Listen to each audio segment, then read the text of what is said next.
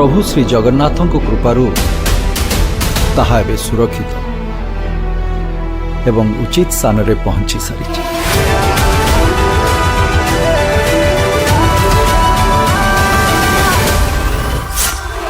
Well एते दिन पर गोटे टीजर देखी मन भरीगला।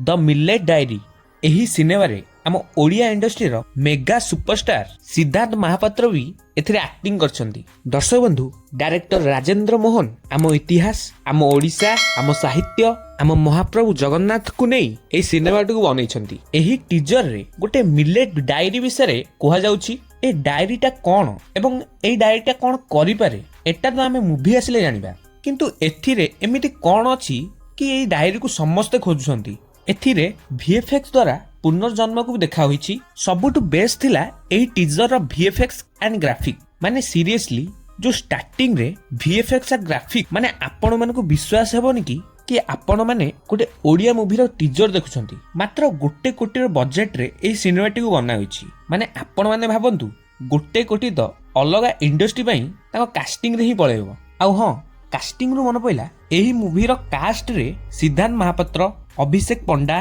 शिवानी संगीता, कुन्ना त्रिपाठी, राज राजेश, श्रीतम दास, सुशांत दास, शक्ति बराळ एवं देविका परी ग्रेट एक्टर को एक्टिंग रे एही मूवी रो लेवल 10x बेटर होई जिवो। आउ एमिति रे भी एथिरे म्यूजिक डायरेक्टर प्रेमानंद सार अछंती। तांको song baby, Agastya, Abhayapuri movie रे आपण माने सुनिथिबे। एही टीजर टी बहुत सुंदर होईछि। बाकी रहला ए टीजर किसी नेगेटिव पॉइंट। एथरे गोटे ही नेगेटिव पॉइंट अछि जाको ठीक भी करि हबो। माने जदि आपण माने पुनर्जन्म को देखियो चाहउछंती ताहाले यार VFX आ ग्राफिक कलर ग्रेडिंग रे आ टिके भलो काम हेले आ टिके भल लागिवो। कारण जदि ग्रैंड स्केल रे आपण माने गोटे पुनर्जन्म को देखियो चाहउछंती ताहाले आपण मानको ग्रैंड स्केल रे भाबियाको पड़िवो। सो एतिक थिला मोर ए रिव्यूटी। जदि आपण मानको वीडियोटी भल लागिला ताले गोटे लाइक एवं सब्सक्राइब करंतु आम चैनल साहिल ओडिया रिव्यू को। रहउची जय जगन्नाथ।